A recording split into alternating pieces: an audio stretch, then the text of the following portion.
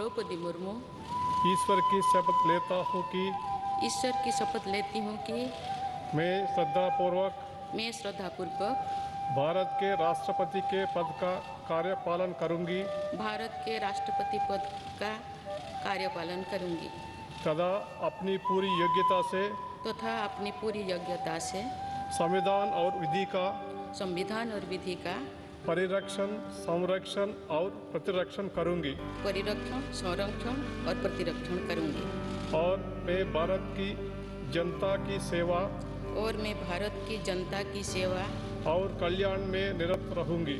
और कल्याण में निरत रहूँगी। हेलो दोस्तों, स्वागत है आपका हमारे और एक नए वीडियो में। आज हम जानेंगे हमारे देश की पहली जनजातीय महिला राष्ट्रपति तथा देश की दूसरी महिला राष्ट्रपति मैडम द्रौपदी मुर्मू के बारे में। राष्ट्रपति हमारा भारत का प्रथम नागरिक भी होता है, जो कि आप सब लोग जानते ही होंगे। साथ ही वह हमारे देश का तीनों सुरक्षा बल army, air force and navy supreme commander in chief भी होते हैं। उनका महीने का तनख्वाह 5 लाख रुपए होती है, जिसमें कि कोई भी टैक्स नहीं रहता। और वो हमारे दिल्ली के स्थित राष्ट्रपति भवन में रहते हैं, जिसको भी कहते हैं दी प्रेसिडेंट स्टेट।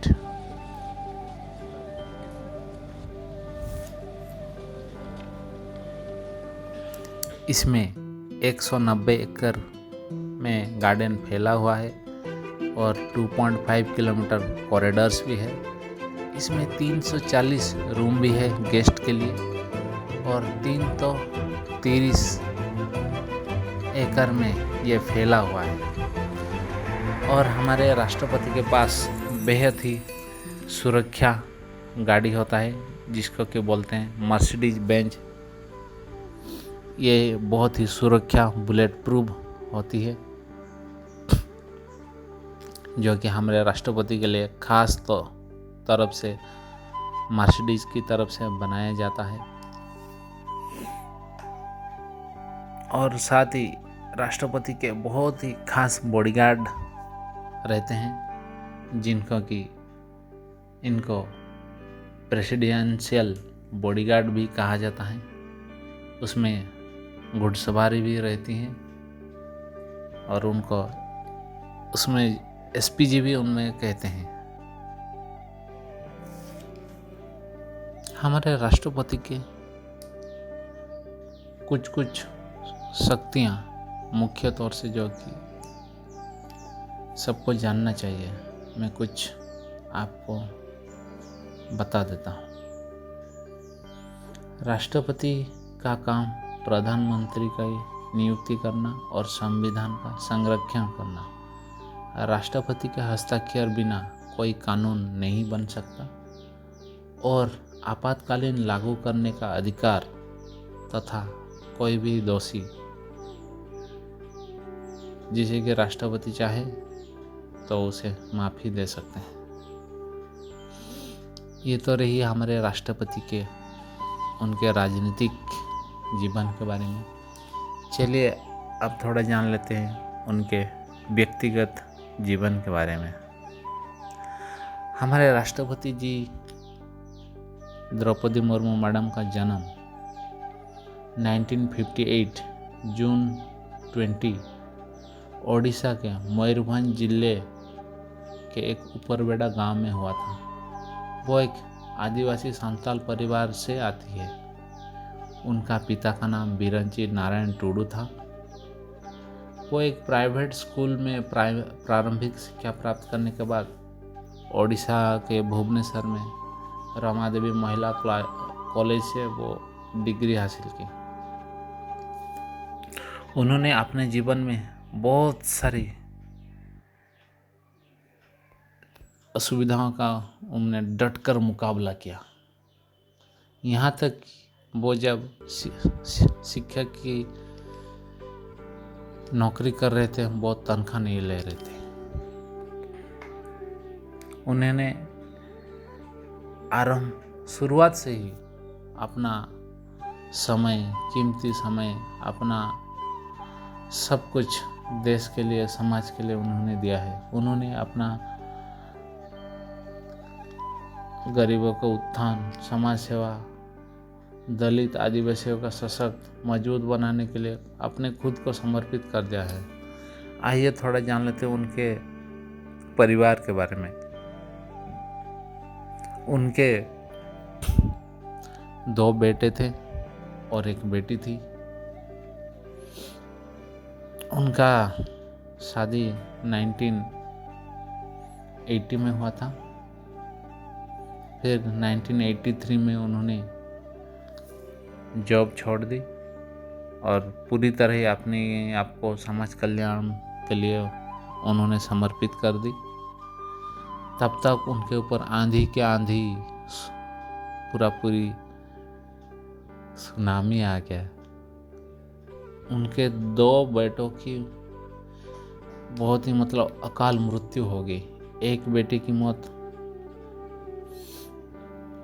जो कि 2010 में हो गया, दूसरे बेटे की मौत उसके बाद ही 2013 में हो गया। दोनों ही वो बहुत डिप्रेशन में चली गई थी। लेकिन दूसरे बेटे की मौत जब 2013 में हुई, उनके पतिदेव भी इतने डिप्रेशन में चले गए कि उनका 2014 में उनका पति का भी देहांत हो गया। लेकिन फिर भी हमारे मैडम जी हार नहीं मानी। अपनी ज़िंदगी से वो आध्यात्मिक का सहारा ली, अपने आप को संभाला और पूरी ज़िंदगी में पूरी शक्ति के साथ उन्होंने अपने आप को समाज के लिए झोंक दिया।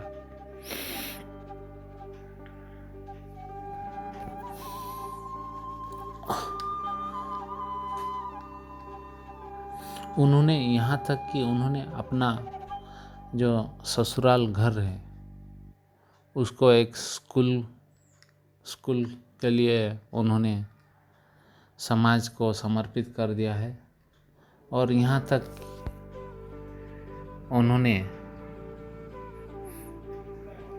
एक सम्मेलन में ये भी ऐलान किया है कि वो अपनी आँख दान भी कर देंगे, जो कि एक कश्यप मेडिकल कॉलेज द्वारा आयोजित किया गया था।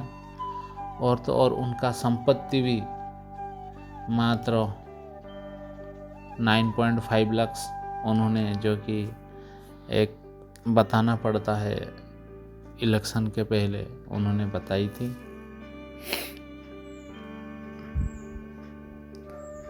और उन्होंने यही भी कहा था कि भारत एक ऐसा गणतंत्र देश है जिसमें एक गरीब भी राष्ट्रपति बन सकता है, अब गरीब भी बड़े सपने देख सकता है। जय भारत, जय हिंद।